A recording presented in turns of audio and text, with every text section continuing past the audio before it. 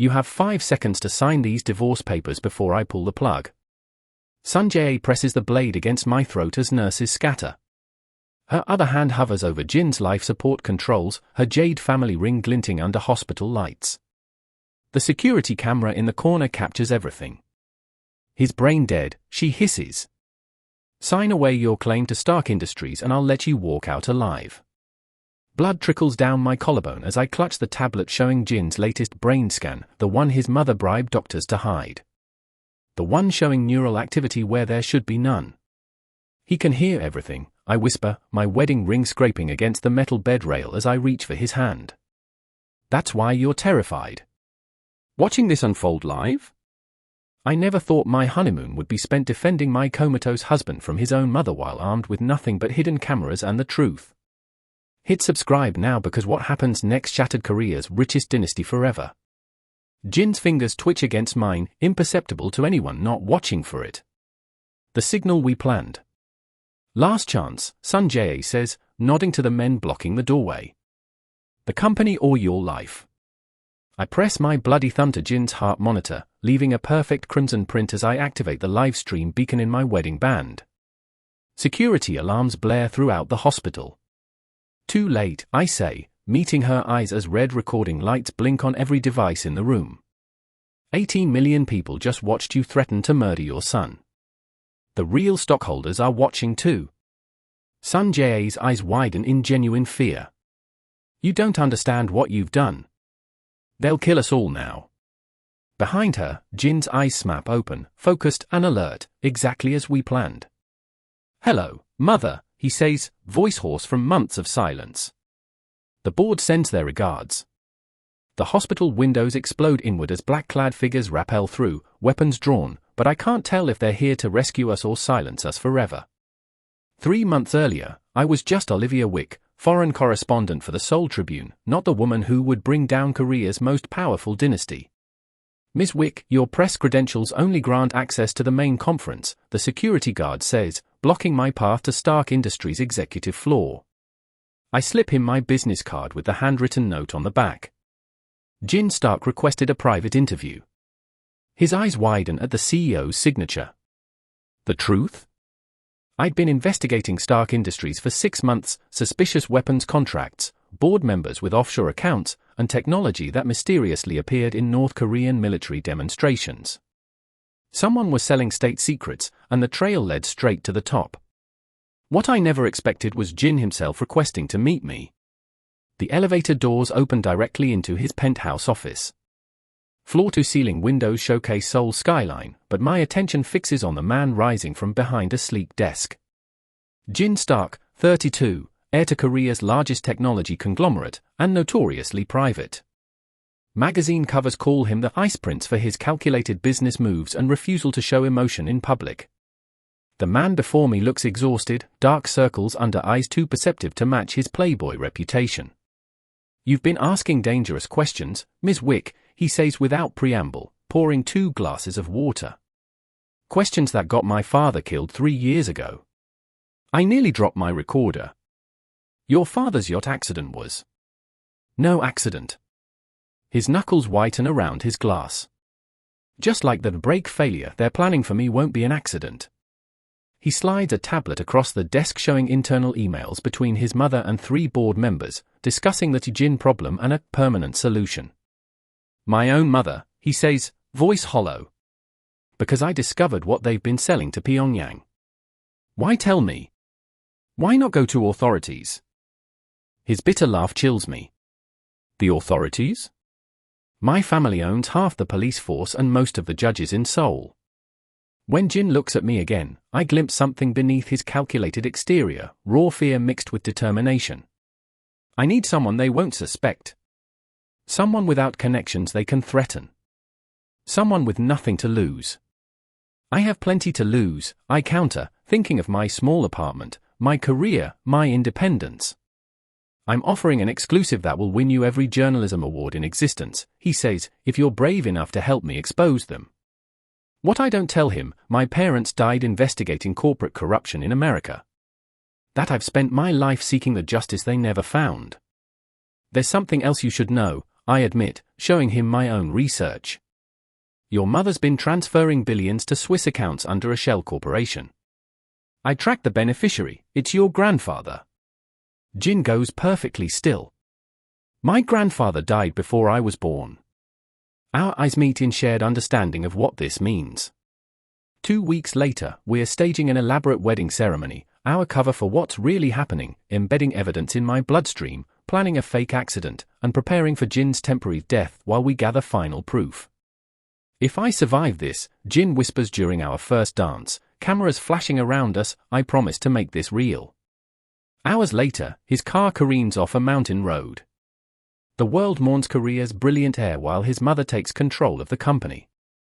Only I know he's hidden in a private medical facility, monitoring everything while appearing comatose. Until Sun Jae discovered our plan and moved him to Seoul General under her watchful eye. Which brings us to today, the day I finally gathered enough evidence to wake my fake husband from his fake coma and expose a conspiracy that reaches into the highest levels of Korean government. If we survive the next 24 hours. He's being moved tonight. Private ambulance. Your husband won't survive the transfer. The text comes from an unknown number as I sit in a coffee shop across from Seoul General, watching Sun Jae's black sedan pull away. My hands shake so badly I nearly drop my phone. For 12 weeks, I've played grieving bride, weeping at Jin's bedside for the cameras, begging Sun Jae for updates, pretending I don't know his conscience beneath his closed eyelids. 12 weeks of collecting evidence, planting cameras, intercepting communications. 12 weeks of falling for a man I've never really spoken to. I abandon my coffee and race toward the hospital's service entrance. The plan was to wait another week, until the shareholders' meeting where Sun Jae plans to formally dissolve Jin's voting rights and sell restricted technology to buyers in Pyongyang. But plans change. Identification, the guard demands as I approach the service elevator. I show him my press badge, useless here, while palming the sedative pen Jin designed. One click against the guard's wrist as I stumble forward. Sorry, I murmur as he slumps against the wall. The service elevator requires a keycard I don't have. I pry open the panel, attaching the bypass device hidden in my watch, another Stark Industries prototype Jin ensured I had. Floor 12. Jin's private room. 2 more guards outside his door. I pull the fire alarm. As sirens wail and sprinklers activate, I slip past evacuating staff in the confusion. Jin's door is momentarily unguarded. Inside, he lies perfectly still, appearing deeply comatose. The machines around him beep steadily. They're moving you tonight, I whisper, injecting the stimulant into his for that will temporarily break through the drug-induced paralysis. We need to disappear now. His eyes flutter open, focusing instantly, none of the confusion a real coma patient would show. Olivia. His voice is hoarse from disuse. It's a trap. The door locks behind me with a metallic click. I was wondering when you'd make your move, Sun Jae says, emerging from the bathroom, flanked by the hospital's chief of security. Though I expected someone more impressive than a foreign journalist playing dress-up as my daughter-in-law. Mother, Jin struggles to sit up, the paralytic still partially in effect. Don't do this. You chose her over family, Sun Jae replies coldly. Over your legacy. What did you tell her? How much does she know? The chief of security moves toward me, but I stand my ground. I know enough, I say, finger hovering over the emergency signal on my watch. About the weapons. The technology transfers. The money. Your father. Sun Jae's composed expression cracks. My father is dead. Then who's receiving those billions in Switzerland? I counter. Who ordered the board to eliminate Jin when he discovered the North Korean connection? A slow clap from the doorway freezes us all. An elderly man enters, leaning on a cane that I immediately recognize as reinforced steel, military grade. Clever girl, he says in perfect English. No wonder my grandson chose you. Jin's face goes ashen. Grandfather. The old man smiles, but it doesn't reach his eyes. In the flesh. Though officially, I've been dead for 30 years. He gestures to 2 men who enter behind him, drawing weapons. I had such hopes for you, Jin, the old man continues. Your father lacked vision. I thought you different. Understanding dawns on Jin's face. You're the connection. You've been selling our technology to both sides. Not selling, his grandfather corrects. Investing. In a unified Korea, under the right leadership. My mind races. This isn't about corporate espionage or simple treason. It's about regime change. The missile tests, I whisper, pieces falling into place. The technology. You're planning a coup. The old man regards me with newfound respect. Your bride is quite perceptive, Jin. Pity neither of you will live to publish this particular story. He nods to his men. Wait. Sun Jae steps forward. We had an agreement. Jin lives. Agreements change, the old man replies coldly. Especially when grandchildren betray family. In the split second before chaos erupts, Jin's hand finds mine beneath the hospital sheets. Our eyes meet, and I see something there beyond fear or determination. Run, he mouths silently. Instead, I press the emergency signal on my watch and grab the syringe hidden in my sleeve, the one filled with the experimental stimulant Jin developed at his secret lab.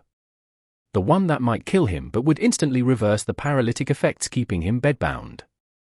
The one we agreed was absolute last resort. I plunge it into his heart as the first shots ring out. What happens in the next 30 seconds will determine whether Jin and I survive, and whether the evidence we've gathered reaches the world or dies with us. The stimulant hits Jin's system like electricity. He rips out fours and monitoring cables, lunging from the bed as his grandfather's men open fire. Down! Jin tackles me as bullets shred the hospital room. In one fluid motion, impossibly strong for someone supposedly comatose for months, he flips the hospital bed onto its side, creating temporary cover. You've been faking paralysis. Sun Jae gasps, crouching beside us as her father's men reload. Not entirely, Jin grimaces, sweat beading on his forehead as he injects himself with a second compound. Nerve regeneration therapy. Experimental. The sprinklers activate, shrouding the room in artificial rain. Through the chaos, I glimpse Jin's grandfather escaping down the corridor with surprising agility for a man his age. The evidence, I remind Jin, heart pounding against my ribs. Your blood samples? Later, Jin interrupts, I scanning for escape routes. Survival first. He grips my hand with unexpected tenderness. Trust me. Before I can answer, Jin grabs a portable oxygen tank, rips out the regulator valve, and hurls it toward the gunman. The pressurized cylinder rockets across the room like a missile. The explosion buys us seconds. Jin pulls me toward the window. 12th floor, I protest. His answer is to grab a bedsheet, wrap it around his arm, and smash through the glass. The sheet catches on jagged edges as we rappel down to a maintenance platform 10 feet below. Through the broken window, I see Sun Jae staring down at us, expression unreadable, before she turns to face her father's returning men. She's buying us time, Jin murmurs, disbelief coloring his voice. Why would she? An explosion rocks the hospital room above us. Flames billow from the shattered window. Mother! Jin's anguished cry echoes across the Seoul skyline as he tries to climb back up. I pull him back. She made her choice, I say, though my voice breaks. Whatever Sun Jae's sins, her final act appears to have been protecting her son. We need to move. 40 minutes later, we're huddled in an abandoned mechanics garage in Seoul's industrial district. Jin's contact, a doctor whose debt Jin had forgiven years ago, tends his wounds while I review the footage captured by our hidden cameras. Your grandfather was supposed to be dead, I say, as fixed on the tablet screen. Why the elaborate deception? Jin winces as the doctor extracts a bullet fragment from his shoulder. After the Korean War, my grandfather was infamous for playing both sides. When peace negotiations started, he supposedly died in a plane crash. But he's been alive all this time? Working with North Korea. Working with anyone willing to destabilize the current power structure, Jin clarifies. North Korea, Chinese separatists, Russian oligarchs, he doesn't care who wins as long as he's the puppet master. The doctor finishes bandaging Jin's shoulder. The stimulant will wear off soon, he warns. You'll experience extreme fatigue, possibly seizures. Jin dismisses him with thanks and a thick envelope. Once we're alone, he slumps against the wall, the adrenaline visibly fading. Why me? I ask the question that's been burning since he first contacted me. You could have hired anyone. Professional investigators. Ex-military. His eyes meet mine, fever bright. I read your articles on the Samsung corruption scandal. The ones that almost got you killed. You valued truth over safety. His voice softens. And I needed someone my mother wouldn't suspect. A foreign nobody, I supply. A woman of integrity, he corrects, reaching for my hand. Someone who couldn't be bought. The moment stretches between us, electric and dangerous. Then his secure phone buzzes, breaking the spell. The text contains a single video file. Jin's hand trembles as he presses play. It's his mother, bleeding but alive, recording from what appears to be a moving vehicle. Jin, they're heading to the research facility at Incheon. Your grandfather plans to demonstrate the weapon system to North Korean officials tonight. If successful, they launch tomorrow. Her voice cracks. I didn't know about the coup. I thought it was just technology sales. I never wanted. The video cuts off abruptly. Jin stares at the blank screen, conflict written across his features. She could be leading us into another trap. Or trying to make amends, I counter, though doubt gnaws at me too. He attempts to stand but stumbles, the drug side effects beginning. I catch him, our faces suddenly inches apart. I can't do this alone, he admits, vulnerability raw in his voice. You don't have to. His fingers brush my cheek with surprising gentleness. Our wedding was supposed to be pretend. Was it? I challenge softly. The kiss happens naturally, desperate, fierce, and entirely real. Nothing like the staged kiss at our false wedding. When we break apart, something has shifted between us. If we survive this, Jin says, forehead resting against mine, I want to start over. Properly. Before I can respond, the garage door explodes inward. Figures in tactical gear pour through the smoke. I brace for gunfire, but instead, a familiar voice calls out. Director Kang, National Intelligence Service. Lower your weapons. The woman who steps forward removes her helmet, revealing a face I recognize from my investigative research, Park Min-young, Korea's counterintelligence chief. Mr. Stark, she says crisply. Your signal activated multiple national security protocols. Jin straightens despite his injuries. Director Park.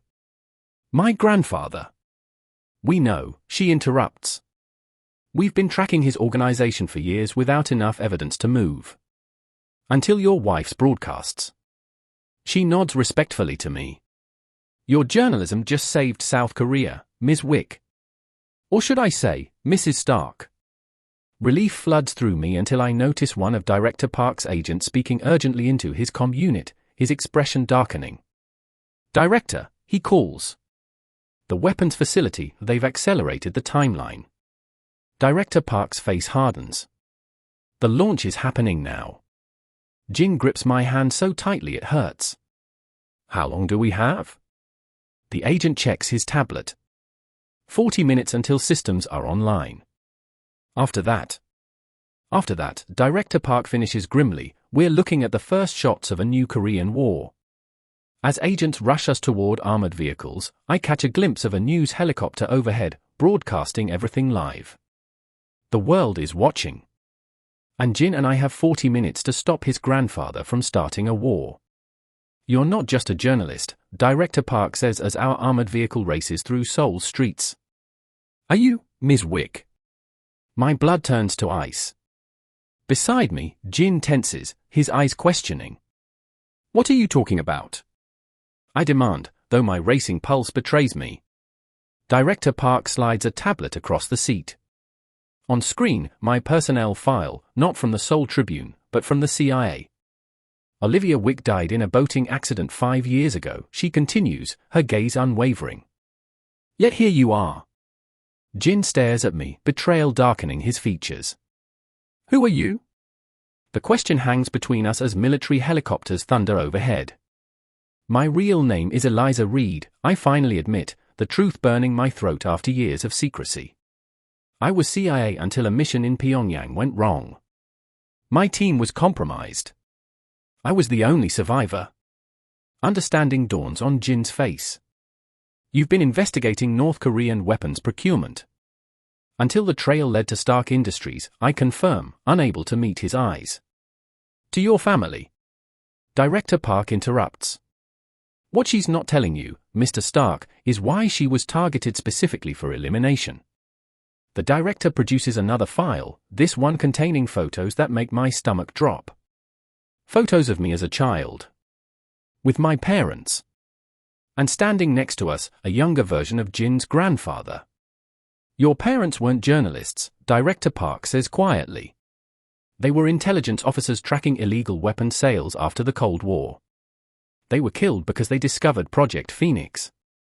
Jin snatches the file from her hands. What is Project Phoenix?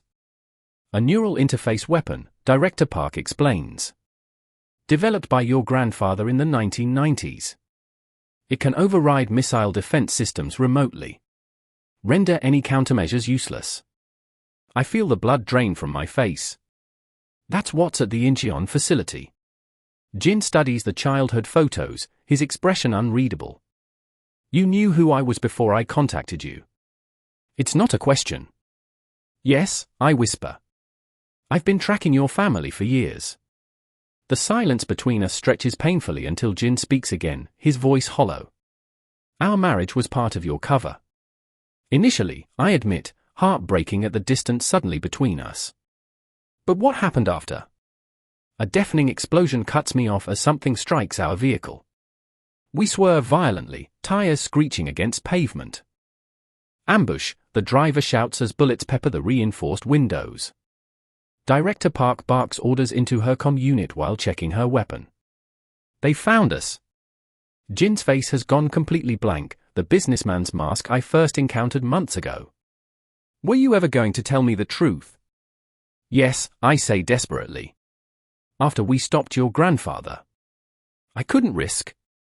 I trusted you, he interrupts, voice cracking with rare emotion. I thought you were different. Another explosion rocks the vehicle, closer this time.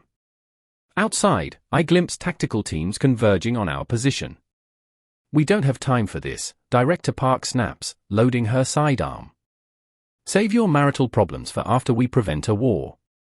She's right, but the look of betrayal in Jin's eyes cuts deeper than any bullet could. The vehicle screeches to a halt inside a parking structure. Director Park hands us both ballistic vests. The facility is 2 kilometers east. My team will create a diversion while you two access the main control room with these. She passes Jin an electronic key. You built the place. You know the back ways in. I can't trust her, Jin says coldly, nodding toward me. She's been lying from the start. Director Park's laugh is humorless. That's rich coming from the man who faked his own coma. She checks her watch.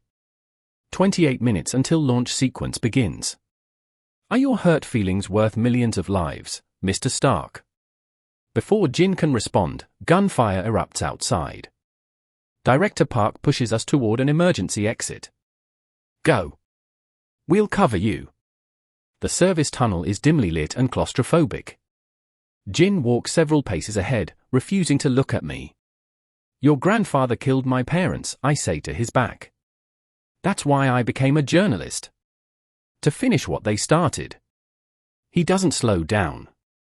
So I was just a means to an end. Revenge. At first, I admit. But then I got to know you. The real you. There is no real me, he says bitterly. Not anymore. Just layers of deception. We emerge onto a rain-slicked road overlooking the weapons facility, a modern glass and steel structure disguised as a telecommunications hub. Security patrols circle the perimeter.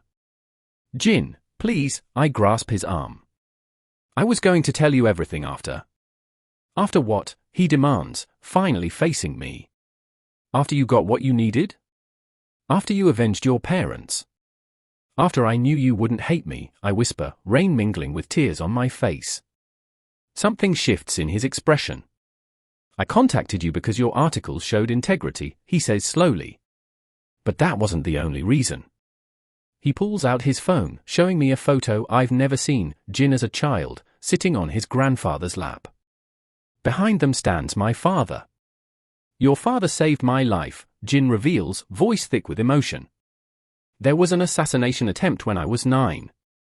A bombing at my school. Your father was undercover as a security consultant. My knees nearly buckle. What? I didn't know who you really were, Jin continues. But I recognized your father's eyes in your press photo. That's why I trusted you. Why I chose you. The revelation hits me like a physical blow. All this time, we'd been connected, our fates intertwined long before we ever met. Jin, I? An alarm blares from the facility. Red emergency lights flash across the compound. They're starting the launch sequence early, Jin says, urgency replacing anger. We have minutes, not half an hour. He grasps my shoulders, his eyes burning into mine. I don't know if I can forgive the deception. But right now, that doesn't matter. Can I trust you to help me stop this? I cover his hands with mine. With your life. With everything. His forehead touches mine for one brief moment. Then let's finish what our fathers started. As we race toward the facility, the rain washing away pretense between us, I realize we're down to our final chance. No more secrets. No more lies. Just a woman seeking justice and a man fighting for redemption, bound by a shared past neither of us fully understood until now. And 17 minutes to stop a war. Retinal scan required. The facility's rear entrance, supposedly Jin's secret way in, glows red as the security system rejects his eye. Blood trickles from the gash on his forehead where a guard's bullet grazed him moments ago. They've locked me out, Jin whispers, desperation edging his voice. Grandfather knew I'd come. Alarms blare across the compound. 15 minutes until launch. Move, I order, pulling specialized contact lenses from my tactical vest, CIA technology I'd kept hidden until now. I insert them quickly, blinking as they adjust. What are you? Sure, I focus on the scanner, letting the lenses work their counterintelligence magic. The door slides open with a hydraulic hiss. Perks of being a spy. Jin's expression hardens at the reminder of my deception. Inside, emergency lights bathe the corridors in crimson. We move silently, avoiding security patrols through Jin's knowledge of the building's blind spots. The control center will be heavily guarded, Jin murmurs as we reach a maintenance shaft. We need a diversion. I have something better. I retrieve a small device from my boot, a neural disruptor disguised as a compact. This will temporarily knock out anyone within 30 feet. Including us, if we don't use these. I hand him special earplugs. Jin studies the device with newfound wariness. More secrets. Survival tools, I correct, the wound of his distrust still fresh. We crawl through ventilation shafts until we're positioned above the control center. Through the grate, I count 12 armed guards surrounding Jin's grandfather and a small delegation of North Korean military officials. On the main screen, a countdown shows 13 minutes remaining. That's General Park, Jin whispers, pointing to a uniformed figure. Head of North Korea's Strategic Weapons Division. I activate my contact lenses recording function. Evidence for later, if we survive. Jin's jaw tightens. There won't be a later if that system launches. Below, his grandfather addresses the group, voice carrying clearly through the vent. Project Phoenix isn't just a weapons system, he explains proudly. It's the future of warfare. Neural interface technology that can penetrate any defense network globally. He gestures to a chair in the center of the room connected to a complex headset. The human brain is the perfect quantum computer. Once initialized, Phoenix uses the operator's neural patterns to overwhelm countermeasures instantaneously. No firewall can stop it. And the designated operator? General Park asks. Jin's grandfather smiles thinly. Has been prepared since birth. With chilling clarity, Jin and I reach the same realization simultaneously. He means me, Jin breathes. My car accident wasn't to kill me, it was to incapacitate me so they could connect me to that machine. But you escaped, I whisper back. So they need another Stark. Jin's face goes ashen. Someone with the same neural pathways. On cue, the doors to the control center slide open. 2 guards enter, dragging a figure between them. Mother, Jin gasps. Sanjay looks barely alive, her designer clothes torn and bloodied, but her eyes burn with defiance as the guards force her toward the chair. She refused the neural prep drugs, a technician reports. But her patterns are close enough. With higher voltage, she'll serve. My own daughter, Jin's grandfather sighs theatrically. Always so stubborn. You're insane, Sanjay spits, struggling against her restraints. This will trigger nuclear retaliation. That's the point, he replies calmly. Total destabilization. From chaos comes opportunity. My blood runs cold as I finally understand. He wants to start a nuclear exchange. Create a power vacuum. And position himself as the savior with control of both Korean militaries, Jin finishes grimly. Below, Sanjay screams as technicians begin attaching neural interfaces to her temples. Jin moves to kick through the grate, but I grab his arm. Wait! We need a plan. That's my mother. And if we fail, it's World War III, I hiss back. Think, Jin. His eyes dart around the room, analyzing with the strategic brilliance that made him a corporate prodigy. The system needs 3 things, the neural interface, the targeting data, and the authentication codes. So we destroy one component. No, Jin's expression shifts to grim determination. We hijack it. He points to a terminal across the room. That's connected to the targeting system. If I can access it while you create a diversion, I can redirect the targets from military installations to uninhabited locations. That won't stop the launch. No, but it will prevent war. His eyes meet mine. It's our only option. I check my watch. 9 minutes. I hand him the neural disruptor. When I give the signal. But as I move into position, disaster strikes. The ventilation shaft, never designed to hold 2 people, creaks ominously. Jin lunges for a support strut just as the grate gives way beneath me. I crash onto the control room floor amid shouts and drawn weapons. Well, Jin's grandfather says, eyebrows raised as guards pin me down. The American spy returns. I've waited decades to finish what I started with your parents. Through pain-blurred vision, I see Jin still hidden above, horror etched on his face. Bring her, the old man orders, gesturing toward a second neural interface chair. She'll make an excellent secondary operator. The system will kill her, a technician protests. She doesn't have Stark neural architecture. Precisely, Jin's grandfather smiles coldly. Poetic justice. As guards drag me toward the machine, I lock eyes with Sanjay. Something unspoken passes between us, an understanding between 2 women who love the same man. Wait, Sanjay calls out. Before you kill her, she should know the truth. Jin's grandfather waves impatiently. We don't have time for. Jin doesn't love her, Sanjay interrupts, voice carrying clearly. She was selected specifically because of her neural compatibility. Tell her, father. The old man's expression shifts from annoyance to intrigue. Clever girl. He turns to me.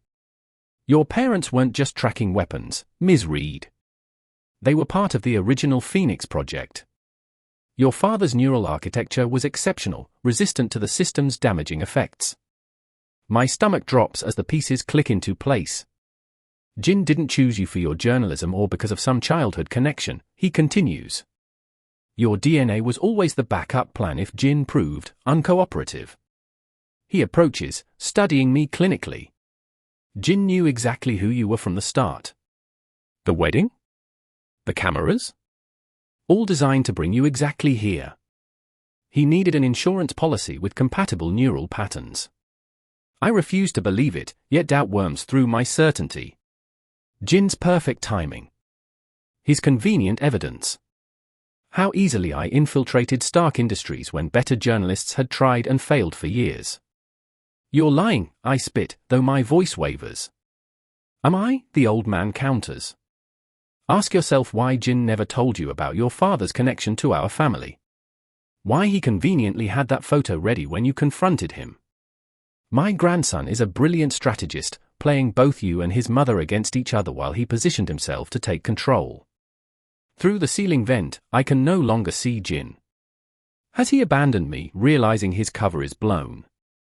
5 minutes to launch, a technician calls. Sanjay catches my eye again, her gaze urging me toward something. I follow her line of sight to an emergency panel near her chair, the fire suppression system. Enough talking, Jin's grandfather says.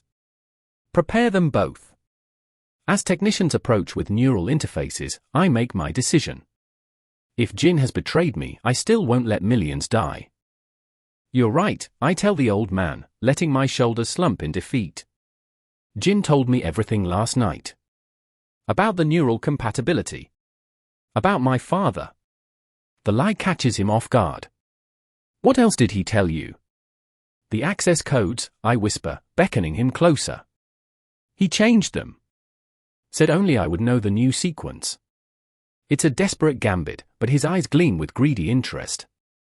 He leans down, bringing his ear near my mouth. I headbutt him with all my strength, simultaneously kicking the guard beside me. As chaos erupts, I dive for the emergency panel, slamming my fist against the glass. Fire suppressant foam explodes from ceiling nozzles, blinding cameras and creating momentary confusion. Through the chaos, a ceiling panel crashes down, and Jin drops into the room like an avenging angel. In one fluid motion, he activates the neural disruptor. Every person in the room, except Jin and me with our protected ears, collapses instantly.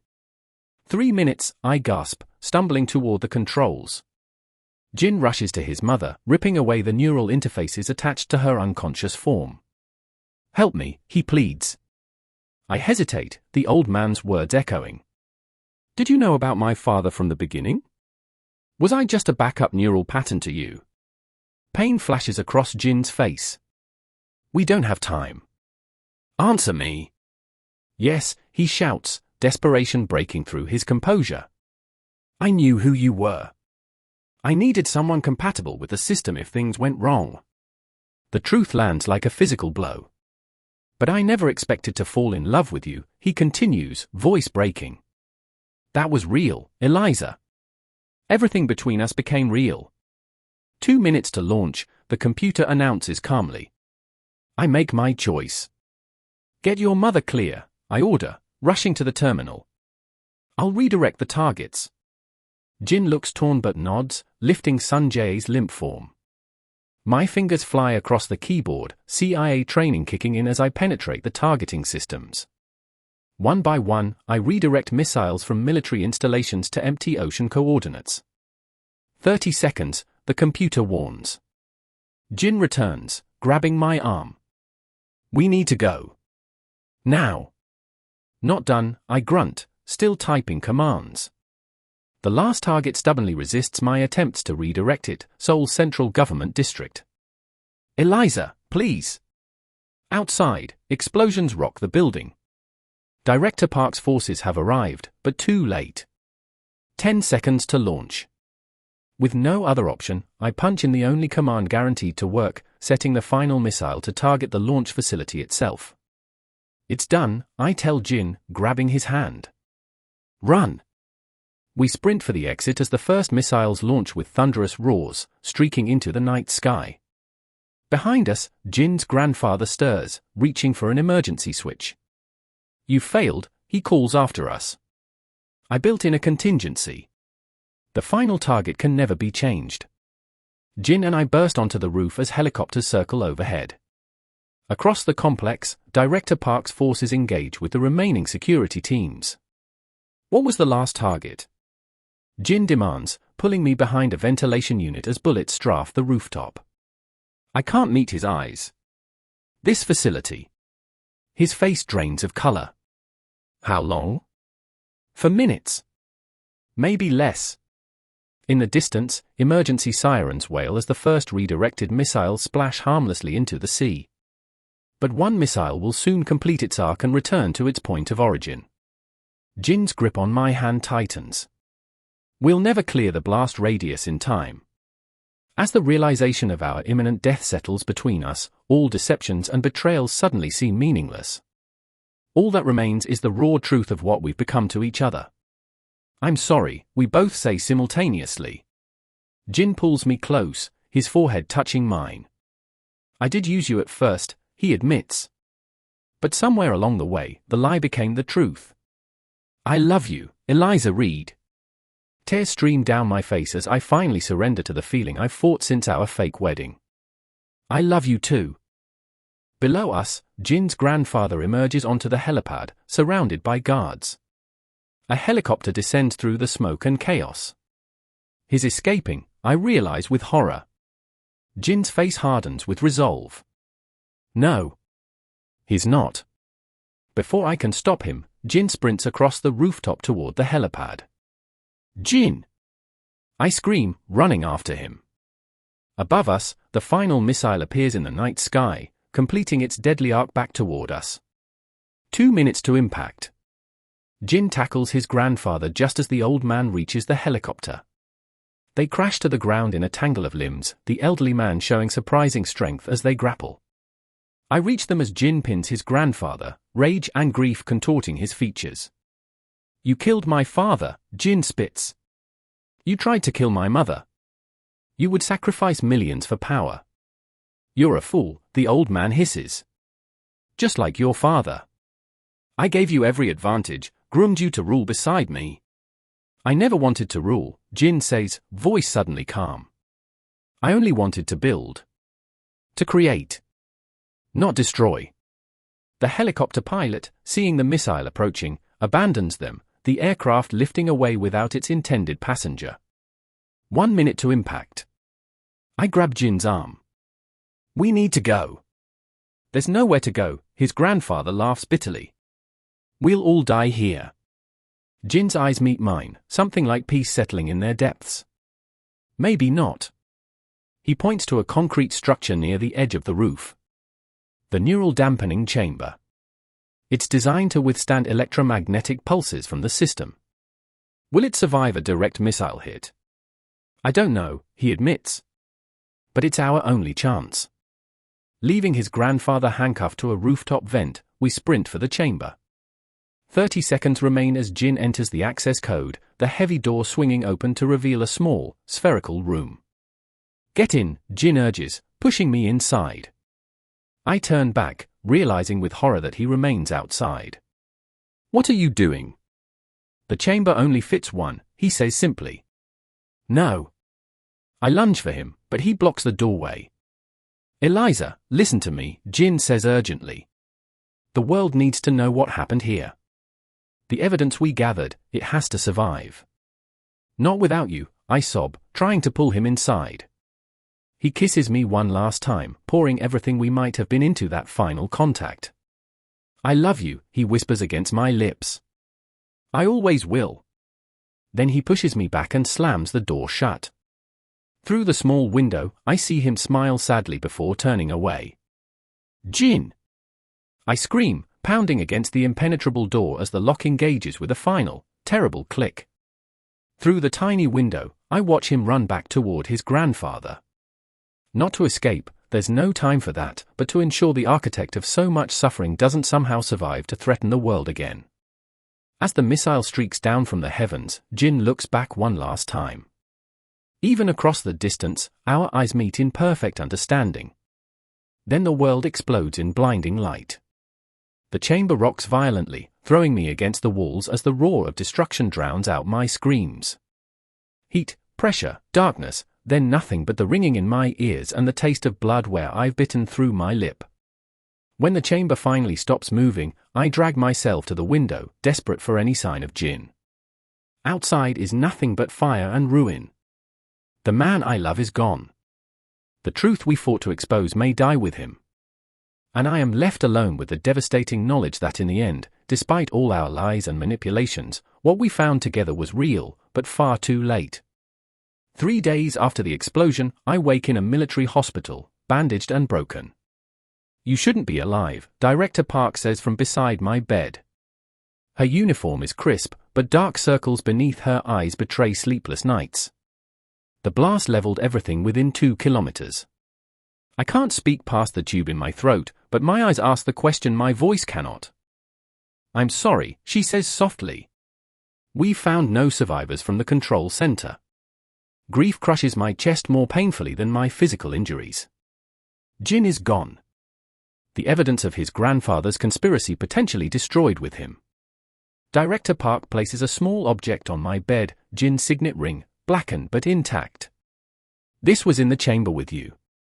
He must have slipped it into your pocket. My fingers close around it as tears stream down my face. There's something else, she continues. The neural dampening chamber recorded everything. Audio, video, biological data, it was all streaming to a secure server. Jin set it up before you arrived. Hope flickers like a fragile flame. He knew, I managed to whisper as a nurse removes the breathing tube. He knew he might not survive, Director Park confirms. But he ensured the truth would. 2 weeks later, I stand before the United Nations Security Council, Jin's ring hanging from a chain around my neck. Though still recovering, I force myself to stand straight as I present the evidence that brought down networks of corruption in both Korean governments. Jin Stark gave his life to prevent war, I conclude, my voice steady despite the ache in my heart. His sacrifice deserves justice. As I exit the chamber, exhausted, a nurse approaches with a wheelchair and a sealed envelope. From Director Park, she explains. Inside is a single photograph, security footage from a Chinese hospital dated 1 day after the explosion. The image is grainy, but I would recognize the patient anywhere, despite the bandages covering most of his face. Jin. My hand shakes so violently I nearly drop the photo. A note in Director Park's handwriting reads, facial recognition confirmation, 98.7% match. Location classified. Recovery uncertain. Stand by for extraction. He's alive. Within hours, I'm on a military transport heading to coordinates transmitted to my secure phone. Director Park meets me on a remote airstrip near the Chinese border. His condition is critical, she warns as we board a helicopter. Burns over 60% of his body. Multiple fractures. The doctors aren't optimistic. But he's fighting, I insist. Her rare smile confirms it. Stubbornly. Like someone else I know. The private hospital is actually a disguised intelligence facility. Armed guards escort us to a specialized burn unit where machines monitor every aspect of Jin's condition. I barely recognize him beneath the bandages and equipment, but when I touch his hand, his fingers twitch in response. He was thrown clear by a secondary explosion, Director Park explains. Chinese border patrol found him half dead in the river. They didn't know who he was until our facial recognition picked him up. I lean close to Jin's ear. I found the evidence. Your grandfather's network is exposed. It's over. His eyelids flutter. Though he can't speak past the breathing tube, a single tear tracks down his ravaged face. That night, as I maintain my vigil beside him, his hand suddenly grips mine with surprising strength. His eyes open, clear and focused for the first time. A doctor rushes in to remove the breathing tube. Jin's first raspy words are for me alone. You came. Always, I promise, carefully embracing what's left of the man I love. My grandfather. Confirmed dead, I assure him. Along with General Park and the North Korean delegation. Relief washes over his features. My mother. Recovering. She's under protection until the trials begin. Jin's damaged fingers brush my cheek. I thought I lost you. You almost did, I admit. But we're both too stubborn to die. Director Park enters with urgent news. The trials begin next week. Several board members are offering testimony in exchange for leniency. We're dismantling the entire network. Jin nods weakly. The neural technology. Destroyed, she confirms. All research confiscated. For the first time since the explosion, I feel the weight lifting. Not gone, we both carry scars that will never fully heal, but lighter somehow. What happens now? I ask, looking between them. Jin's ravaged face manages something close to a smile. Now we rebuild. Together. As night falls over the secret facility, I curl carefully beside Jin's least injured side, his heartbeat steady beneath my ear, proof that sometimes, even in our darkest hour, life gives us a second chance. The real test still lies ahead, bringing the remaining conspirators to justice while Jin fights for recovery. But for now, in this moment, one truth sustains us. We survived to finish what we started. All rise for the International Criminal Tribunal. 6 months after the explosion, I stand beside Jin in Seoul's federal courthouse. Though still bearing burn scars and walking with a cane, his presence commands the room as 12 of his former board members file in wearing prison jumpsuits. Jin squeezes my hand as the evidence we gathered plays on screens throughout the courtroom, the neural weapon tests, offshore payments, assassination orders, all linked to his grandfather's shadow organization. The prosecution calls Eliza Reed to the stand. I kiss Jin's cheek before taking my oath. As I testify about everything we uncovered, the defense attorney approaches with calculated menace. Ms. Reed, or should I say, Agent Reed? Your entire relationship with Jin Stark was based on deception. Why should this court trust anything you say? Before I can respond, the courtroom doors burst open. Sun Jae enters, elegant despite her own injuries, followed by security officers carrying sealed evidence boxes. The court should trust her, Sun Jae announces, because I can corroborate every word. Gasps ripple through the gallery as she approaches the bench. I request permission to testify against these men, she says, nodding toward the defendants. And to submit additional evidence my son and his wife couldn't access. The judge's eyebrows rise. His wife. Sun Jae's smile is small but genuine as she looks between Jin and me. They were legally married the day before the accident. I have the certificate here, along with 20 years of records documenting my father's criminal enterprise. The defense erupts in objections until the judge bangs her gavel. Evidence admitted. Mrs. Stark may continue her testimony. Later, as Sun Jae's devastating evidence concludes, the lead defendant requests to approach the bench. Jin tenses beside me as the man whispers something to his attorney. Your Honor, the defense attorney announces, my client wishes to offer information about a final contingency plan currently in motion. In exchange for protection. The judge leans forward. Explain. Project Phoenix had a dead man switch. If the system wasn't reactivated within 6 months of initial launch, a secondary protocol begins. He checks his watch with theatrical timing. That would be approximately 9 hours from now. The courtroom erupts as security rushes Jin, Sun Jae, and me to a secure room where Director Park awaits. It's true, she confirms grimly. We've detected unusual activity at 3 remaining Stark facilities. They're attempting to bring a backup system online. Jin studies the satellite imagery, his strategist's mind working. They need a Stark to operate it. That's why they're making this play now. They want to trade immunity for your cooperation, Director Park concludes. Or they'll trigger a launch anyway and blame us for failing to stop it, I add. Jin's expression hardens with resolve. Then we give them what they want. 7 hours later, we're airborne in a military helicopter heading toward the most remote Stark facility, a research bunker buried in the mountains. This is insane, I tell Jin as he prepares the neural countermeasure we developed during his recovery.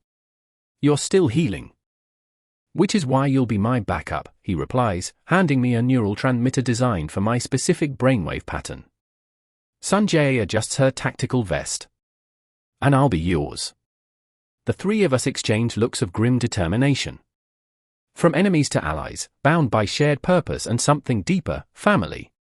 As we descend toward the facility, Jin pulls me close. Whatever happens in there, know that every day since you crashed into my life has been worth it. Even the explosion. Such a romantic, I tease, blinking back tears. Comparing our relationship to a missile strike. Fitting though, isn't it? The facility appears abandoned when we land, but biosensors detect 23 people underground. We enter through Jin's private access tunnel. Remember, Director Park's voice comes through our earpieces. We need their confessions. The court testimony won't be enough without concrete proof of this final plot. Inside, we find exactly what we expected: the remaining loyalists of Jin's grandfather, gathered around a neural interface chair. What we don't expect is who sits in it: Jin's supposedly dead grandfather, half his body replaced with cybernetic components. "Welcome home, grandson," the old man's voice is mechanized but unmistakable. "I saved you a seat." Jin doesn't flinch. "You're looking well for someone caught in a missile strike." "Technology is miraculous," his grandfather replies. "As you'll soon demonstrate. The system requires a Stark to operate." He gestures to a second chair. "Your choice who dies, millions of strangers or your beloved wife and mother." Jin steps forward confidently. "I expected something like this." He sets down his cane, standing tall despite his injuries. "That's why I came prepared." In one swift motion, Jin activates the countermeasure device, but instead of disabling the neural system, it links to it, projection screens lighting up around the room. "What are you doing?" his grandfather demands as his cybernetic systems begin responding to Jin's device. "Broadcasting," Jin replies calmly. "To every secure server worldwide. Your confessions. Your plans. Your faces. No more shadows to hide in." The old man lunges from his chair with unexpected speed, mechanical limbs whirring as he grabs Jin by the throat. "You think I won't kill you?" I draw my weapon but can't risk hitting Jin. Sanjay circles behind them, prepared to strike. Despite being choked, Jin smiles. "I'm counting on it," he rasps. "Because I encoded a kill switch in my neural pattern. My death activates it, destroying every Phoenix system permanently." For the first time, fear crosses his grandfather's face as he realizes the trap. "You would sacrifice yourself to stop you." Jin's eyes find mine across the room. Without hesitation, I see Jin's hand signal, 3 fingers, our private code. I activate my neural transmitter, feeling the burning pain as it links with the system. "He's not the only Stark with access codes," Sanjay announces, activating her own transmitter. "And I'm not the only one with compatible neural patterns," I add, the connection searing through my consciousness. Together, the 3 of us override his grandfather's control, systems shutting down sequentially as the facility locks into security protocol. Jin breaks free as his grandfather's cybernetics fail, the old man collapsing as Director Park's team floods the room. "It's over," Jin tells him as agents secure the remaining conspirators. "For good this time." Later, as medics treat our neural interface burns, Jin pulls me against his side. "I believe we have unfinished business." "What's that?" "A proper honeymoon." He kisses me softly. "Without comas, explosions, or family assassination attempts." "Sounds boring," I tease. "After the past year?" "Boring sounds perfect." As we exit the facility, reporters swarm us, the hero CEO and his spy bride who saved Korea from war. Jin faces them with practiced ease, but his words surprise me. "Today marks the end of Stark Industries as you know it," he announces. "And the beginning of something better. Something built on transparency instead of secrets." He looks at me, then his mother. "Something built on truth." 3 months later, as Jin and I finally take that honeymoon, my secure phone buzzes with news alerts: the final conspirators convicted, Phoenix technology dismantled worldwide, and the Stark Foundation's new peace initiative launching with unprecedented international support. "Should we check the news?" I ask, watching Jin swim toward me in our private Maldives cove. He pulls me into the crystalline water. "The world can wait 1 week." As his scarred hands cup my face beneath a perfect sunset, I finally believe that our hard-won peace might last. Some truths are worth fighting for, even dying for. But living for them? That's the real victory. "Are you sure about this?" I asked Jin, watching him adjust his tie in our bedroom mirror. 2 years since the explosion, his scars have faded to silver traces that catch the morning light. "Absolutely not," he admits with a smile that still makes my heart skip. But when has certainty ever been our thing? Today, Jin Stark, once Korea's most feared corporate titan, becomes its youngest ever unification minister, tasked with healing the wounds between North and South after decades of conflict. I smooth my hand over my rounded belly, our daughter kicking as if in agreement. 7 months pregnant, and I still find myself checking shadows, old habits from my intelligence days dying hard. Your mother's downstairs, I remind him. She brought 3 different outfits for the ceremony. Jin laughs. Only 3? She's showing remarkable restraint. The relationship between Sanjay and me evolved slowly after the trials. The woman who once hired assassins to eliminate me from her son's life now brings prenatal vitamins and traditional Korean pregnancy teas weekly. Yesterday, I caught her talking to my belly in Korean, teaching her unborn granddaughter business terminology. She wants us to name the baby Phoenix, I say, rolling my eyes. For redemption purposes. Jin winces. Absolutely not. Some names carry too much history. Downstairs, Sanjay waits in our living room, elegant as always despite the cane she now requires. The bombing left her with a permanent limp, but she wears it like an accessory, proof of survival. The president is already at the ceremony, she announces instead of a greeting. The North Korean delegation arrived early too. Jin nods. Good. I want to speak with them before the formal proceedings. The Unification Initiative, Jin's brainchild born from the ashes of Phoenix, repurposed Stark Industries technology for humanitarian applications.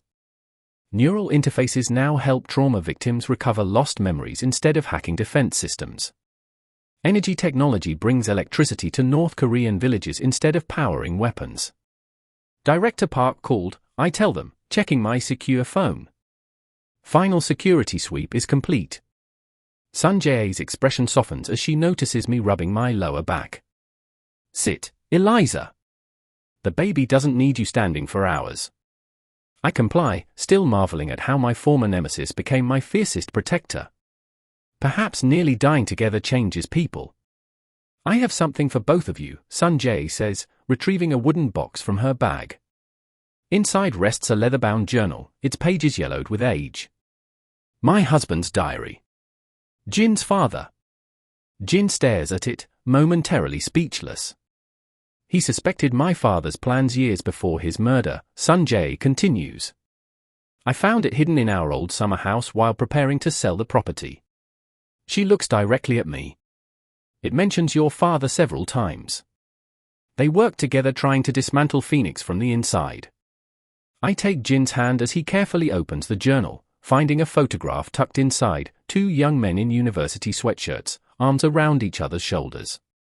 Our fathers. They were roommates at MIT, Sanjay explains. Before either knew they would be recruited by opposing intelligence agencies. Jin's voice catches. All this time, I thought they barely knew each other. They were best friends, Sanjay says softly. Just as you two were always meant to find each other. The revelation settles over us, not coincidence or manipulation that brought Jin and me together, but a legacy of friendship and shared purpose that survived death itself. The unification ceremony is broadcast globally. Jin speaks of healing, technology sharing, and a future where Korean families separated by decades of conflict might reunite. As cameras flash and diplomats applaud, I stand slightly aside, my journalist's instinct still watching for threats. Old habits.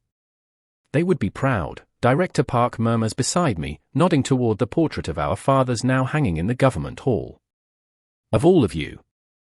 Even Sanjay? I ask with raised eyebrows. Especially her. The hardest journeys deserve the most respect. Later that evening, as celebration fireworks burst over Seoul, Jin joins me on our apartment balcony. We watch the colorful explosions with none of the fear that once accompanied such sounds. I have something to confess, Jin says, arm circling my waist. Another secret. I tease. I thought we were past those. Not a secret. A surprise. He hands me an envelope containing adoption papers. There's a boy in the North Korean delegation.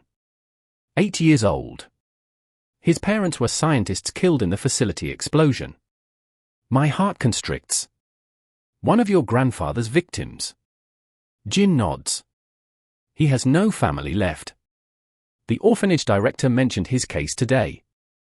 I open the file, seeing a solemn-faced child with intelligent eyes. You want to adopt him? Only if you do, Jin says carefully. Our family has caused enough pain. Perhaps it's time we helped heal some of it. Tears blur the fireworks as I lean into my husband's embrace. When can we meet him? Tomorrow. He's staying with the delegation at the diplomatic residence. I place Jin's hand on my belly as our daughter kicks vigorously. What do you think, little one? Ready for a big brother? The baby responds with another kick, making us both laugh. As night falls over a city once threatened with destruction, I marvel at how much has changed. The journalist and the CEO. The spy and the tech genius. Enemies who became lovers who became family. What shall we call him? Jin asks, his scarred fingers intertwining with mine. I think of all we've survived, all we've built from ruins. How about June? It means truth in Korean. Jin smiles, his eyes reflecting the fireworks. Truth. After everything, that seems right. 1 month later, as spring blossoms paint Seoul in pink and white, we bring both our children home, June with his quiet resilience, and newborn Hannah, whose name means one in Korean, symbolizing the unified future her parents helped create. Sun Jae moves into the guest house, insisting her grandchildren need cultural education only she can provide.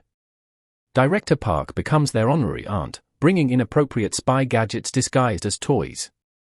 Our family, built not from perfect circumstances but forged through fire and pain and loyalty, becomes something neither Jin nor I dared imagine during those desperate days fighting his grandfather's shadow. Not perfect. Not without scars. But real. And ours. On the 1-year anniversary of Jin's appointment, we return to the hospital where everything began. The memorial garden planted where the old wing once stood blooms with new life. Do you ever miss it? I ask Jin as June races ahead, Hannah sleeping against my chest. The adrenaline? The danger. Jin watches our son, then looks at me with the same intensity that captured my heart years ago. Not for a second. He kisses me softly. Some fires are meant to transform, not destroy. As cherry blossoms drift around us like snow, I realize that's what we are, transformed by the very forces meant to destroy us, stronger at our broken places, beautiful because of our scars. Truth became our weapon, love our shield. And in the end, they were enough. More than enough. They were everything. The end. Thank you, beautiful souls, for joining me on this incredible journey. I still get emotional thinking about how Jin and Eliza found their happy ending after everything they endured. If you loved their story as much as I did, please subscribe to my channel for more emotional rollercoasters like this one. Leave a comment with your favorite moment from their journey. Was it the wedding, the hospital showdown, or this beautiful family they created from the ashes? Can't wait to read your thoughts. Red Heart Hash.